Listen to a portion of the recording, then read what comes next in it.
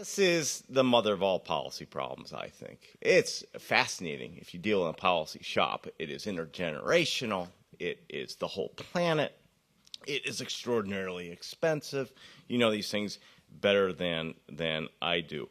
Now, this workshop comes at a really good time because we're just now thinking about our future work program for 17-18. And I've been picking up ideas, and I've been lurking in the back in and out of various meetings, which is, I was really taken by one of the presentations that I think appeals to me, that we are at this pivot point. It is time to move, and move dramatically.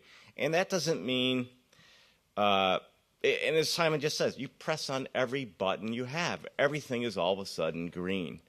And so it means radical innovations, which I guess we're looking for a silver bullet. I wouldn't look too hard, right? Several. But it means trillions and billions of incrementals, too, which I think can get you closer than you might think. And it was said it's more than just technological innovation. There's a lot of non-technological innovation. And that's one of the areas where I think we fall down on in the science, technology, innovation. And I'll come back to that in a second. I just want to talk a little bit about things we're doing that would relate. In this one project, actually, the only partner we have really on this one project called the Next Production Revolution is the Environment Directorate, which is a little bit surprising. And that's because we're looking at some of these new technologies, 3D printing, the industrial internet, advanced robotics, as a ways to dramatically increase the efficiency of how we make things, and at the same time, maybe decrease the need for transportation. There's a theory out there, you might not need to ship as much stuff around the planet if you can just digitize most of it and produce it on demand where you are. Now, that's the good news. As we get into this, we begin to realize, you know, some of those cartridges you're putting into your 3D printer, this is really nasty, toxic stuff. And so it's not just there's gonna be trade-offs all the way along, and we gotta be cognizant of this. I guess what I like about the Next Production Revolution work is that now our council and mainstream policymakers are beginning to realize this kind of bottom-up micro economics is important for the macro scene, and they've seized on it as one of the themes for this coming June's ministerial meeting. We're doing a lot of work on the bioeconomy. We always have. As Simon says, it's really about that interface and getting rid of the waste stream. I think there's potential here. Again, we create a forum for that, and it's about mainly getting some of the markets working. I think one neglected area of this house, I challenge Simon a little bit, is oceans. We don't really do joined up work in this house on oceans. It's incredibly important. 3 billion people live within 100 miles. It's essential to some of those waste streams he's talking about. The oceans are suffering too. And there's things we can do to look at oceans. I have the, and now Simon's increasingly a partner here, I run something called the Space Forum, which is a really neat little group. And there's so much we can do with Earth observation to both detect earlier and to help us pinpoint interventions, but also to help us reduce some of the risks out there. This is kind of just a little bit boutique group. Maybe we need to bring it in more mainstream. And actually, I know Simon's group is now beginning to take data from this area, which I think is very, very promising. We need to up our cooperation, as Jim said, in STI Cooperation. What does this really look like? We just held a ministerial in third week of October in Daejeon, Korea. I think one of the most important things to come out of this ministerial was this declaration, which we always do at ministerials. But there's a line in this one that's worth pausing on, because it calls on the OECD, I'm going to put it in layman's terms, to do a mapping of basic R&D around the globe. Figure out who is doing what with basic, fundamental, blue sky type research on which topic areas. And this is to A, identify places where countries could cooperate in a more of a multilateral setting. B, to identify places where maybe there's duplication that money can be saved, and C, there's some dark spots. There's fads in R&D, and not everything goes to the highest social use. And maybe we can identify some of those dark spots and say, listen, can we nudge some R&D in this direction? The last speaker was great on evidence-based policy. It's actually how I originally got to know Simon. He was the only one who would listen to our carbon embodiment work in the whole house, and now it's gone mainstream. And this is interesting work, but you need to look at the data behind that as a platform which you could pivot and use in many different areas. We could look at the embodiment of water and products if we knew water consumption with some detail across industries. And I know silicon chips take a tremendous amount of water to make, just to name one. But he can go back to that. Let me just move to his penultimate question, the elephants in the room. And if I could just list off a few. Okay, I think we need differentiated innovation policies. We're not really good at this. I think so many innovation policies tend to fixate on one thing, R&D and targets. Are we at 3%? Are we at 3.2? Are we 1.7? This drives me mildly crazy. I don't think it's the point. But we can come back to that in Q&A if you want. I think we need to differentiate between startups, many of which are digital these days, versus legacy sectors, which have completely different innovation needs. And tailor things, as I said, you need to differentiate between tech and non-tech innovation. Non-tech innovation can be hugely important.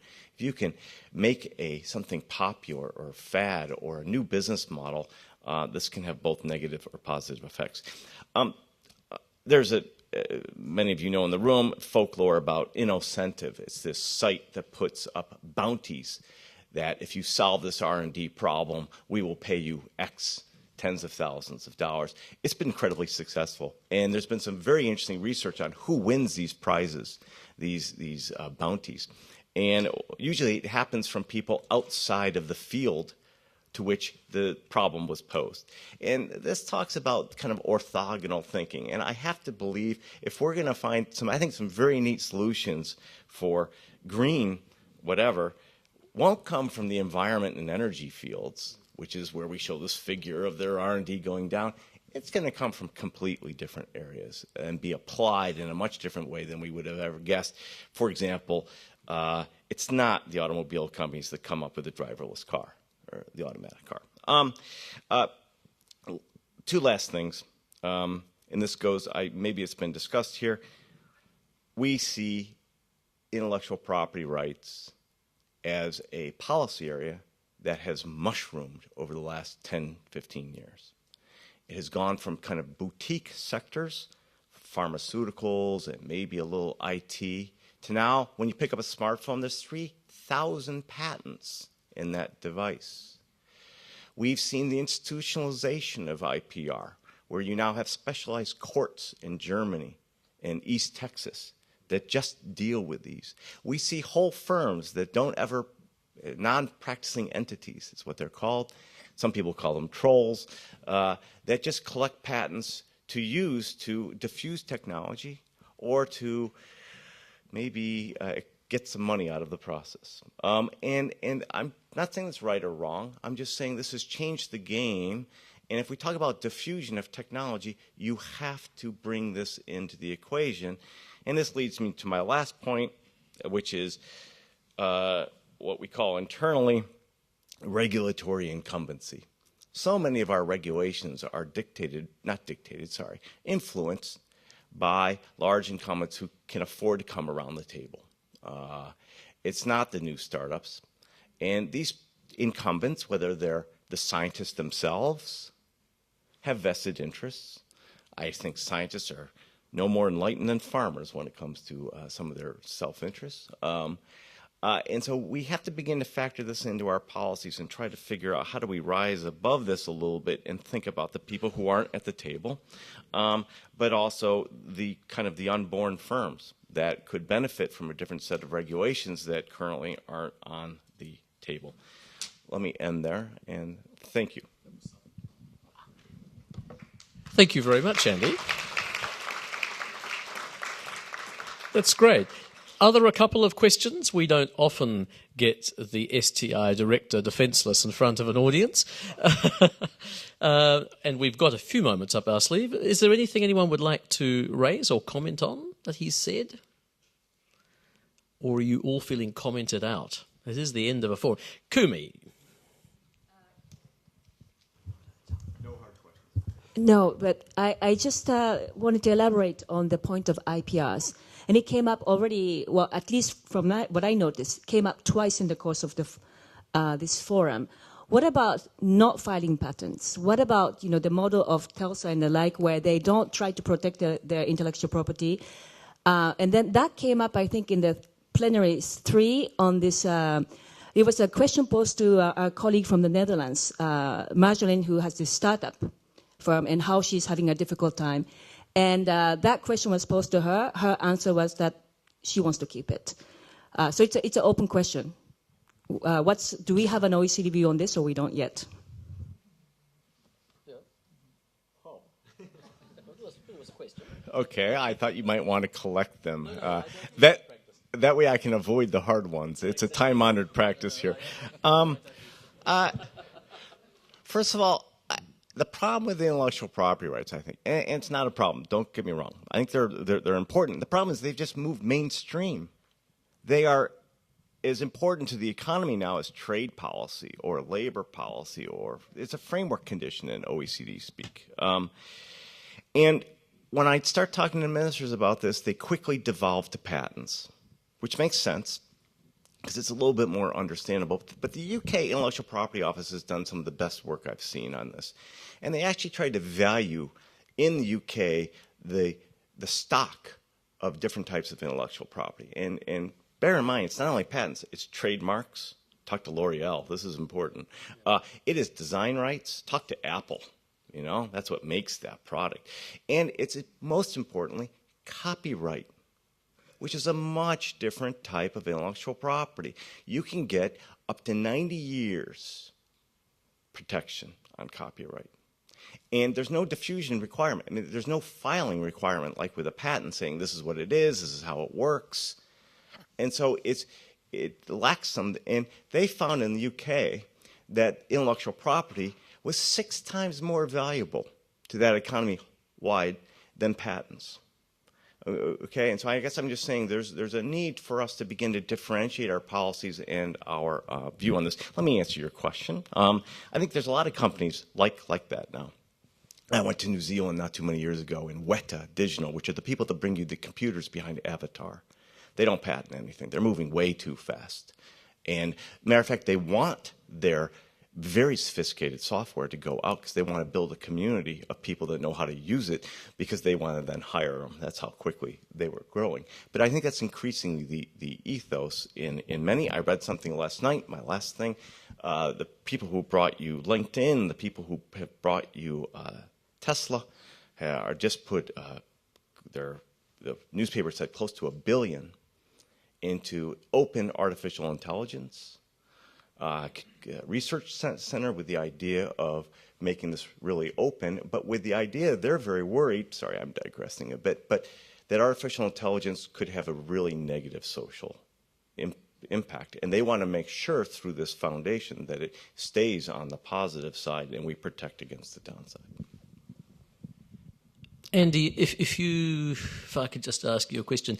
If you took the view that we've spent the last 250 years trying to mobilize vast amounts of material to create the civilization that we have, and we're now facing the fact that we can't go on doing that we're going to have to, and indeed the GDP grew up around very much a quantifiable and materially based economy, and if we're now going to have to basically sort of de-engineer the whole thing to dematerialize it, I mean, we're using knowledge to reduce the amount of stuff and the amount of movement and the amount of transportation and so on and so forth. So, I mean, does it really mean that, in fact, if we're thinking about a green economy, that the rents associated with intellectual property become really all important? I mean, thinking back over the last century, if you could corner markets in materials, you could extract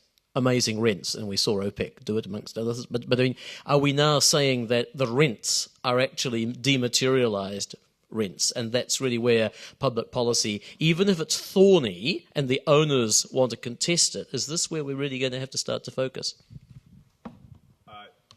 I love that question, and I'm going to answer two different ways. The one way which you didn't ask it, but there's a lot of news, and we have to talk to another colleague here, Ken Ash. But people are worried that world trade is going down, and they see this as a cyclical sign that is bad, that growth is slowing, that imports are lower, and this is a warning bell. And I look at it and say, are we sure it's cyclical? It may be secular. And I point to two trends. One that we just referred to, the kind of dematerialization, the digitization of many things, but also just demographics. I mean, as you move to an older age, you don't buy as many material things, and you're buying much more services. And you got as many washing machines as you need by the time you hit 50 or so. So that's one answer.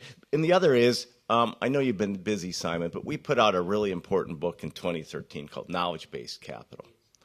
And the reason that's important is it builds out of work coming out of the Federal Reserve Board in about 2009 that basically said, wait a minute, the way we learned capital in graduate school was it was machinery, equipment, and structures. And that's how the national accounts are set up. But slowly these national accounts had said, well, maybe we think R&D is capital because it lasts for more than 1 year. And maybe we think software it will last for more. And so they've begun to make these, capitalize them. But this work went even further. It said intellectual property should be in there.